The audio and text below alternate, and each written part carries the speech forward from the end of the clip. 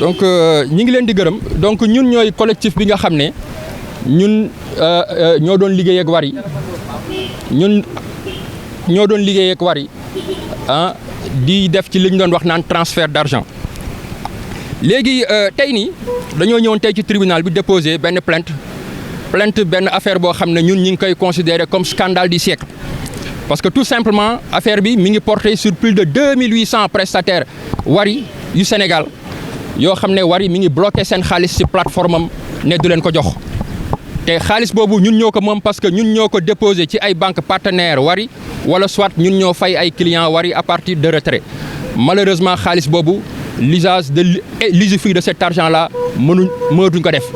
parce que tout simplement Kabirou Mbodj daf ko bloqué léegi nag ginnaaw loolu bi mu amee ñun dañoo def benn plan d'action boo xam ne tey ñi ngi njëkkoon commencé mooy dem jéem a gis direction Wari mais direction Wari jéem nañ ko gis ba sonn mënuñu ko gis dem nañ sax ba am na ñoo xam ne sax dañ leen assigné à travers des huissiers mais loolu yëpp Wari donc ne daal ñun bëgguñoo gis te pourtant loolu c'est en violation grave des conditions générales de vente yi nga xam ne moom la fixé woon nga xam ne en son article 20 dafa waxoon ñun dafay établir benn espace de communication boo xam ne pour recevoir nos requêtes et nos réclamations des prestataires de Wari donc benn violation ngoog beneen violation également par rapport à l'article 16 ak article 18 mooy dafa newoon solde yi nekk seen compte yéen a ko moom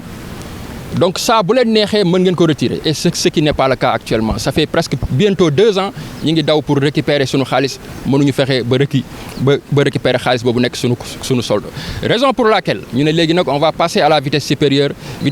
mooy tey ñëw jébbal dossier bi procureur parce que ñun jàpp nañ ne Sénégal état de droit la dafa am ay institutions am administration am un cadre réglementaire bien établi raison pour laquelle léegi ñun ginnaaw bu ñu defee loolu ñu ne léegi dañu saisir le ministère des finances saisir la banque centrale saisir également l'UEMOA te loolu c'est pas fortuit parce que am na benn instruction boo xam ne banque centrale moom moo ko def instruction boo xam ne numéro 13/11/2015 relative aux exercices d'activité de transfert d'argent boo xam ne ci article 10 am mi ngi wax naan la commission bancaire de l'UEMOA la BCEAO ak le ministère en charge des finances ñoom dans le cadre de leurs attributions ñoom ñoo yor supervision wu tout ce qui est transfert d'argent raison pour laquelle ñu ne ñun dañ leen di saisir beneen saisir bi ñu war a def mooy boobu tam également mooy saisir l'ambassade de France pour que ambassade de France ñu xool naka la ñuy def pour mu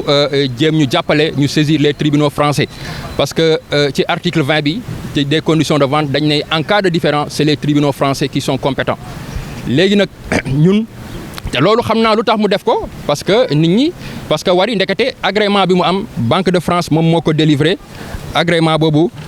ñi ngi am na benn autorité de contrôle prudentiel de régulation de la Banque de France moo ko délivré agrément sous le code CIB 16118 passeporté partout en Europe léegi nag ñun suñu plan d'action loolu la comme ni ma ko waxee donc dinañ dem ba ci cappaandaw gi te instant bi nag bu ñu demee ba cappaandaw gi waxuma sax suñu xaalis mais réparation préjudice sax dinañ ko réclamer te jàpp nañ ne nag ci état de droit lañ wala nekk les autorités yi nga xam ne interpellé nañ lañ vraiment dinañ ci jóg pour que ñu jox ñu suñu xaalis. ci xayma koppar yi ñaata la ko. waaw donc ci xayma comme par exemple li ma leen wan ni am na ñoo xam ne seen compte am na 1 million comme par exemple am na ñoo xam ne am na 1 million am na ñu am 900 000. am na ñu am 60 000 donc li ci gën a ndaw daal mooy 60 000 moo nekk ci compte comme par exemple bii nii nga ngeen gis ni kii 1 million la yore am na koo xam ne am na 1 million 200 donc sur plus de 2800 prestataires mais kooku c'est des milliards kooku affaire bi ñu condamné Kabirou Mbodj sax ñun suñu xaalis moom moo ko ëpp raison pour laquelle mu ne ñun on va passer à la vitesse supérieure pour que Kabirou Mbodj fay ñu suñu xaalis donc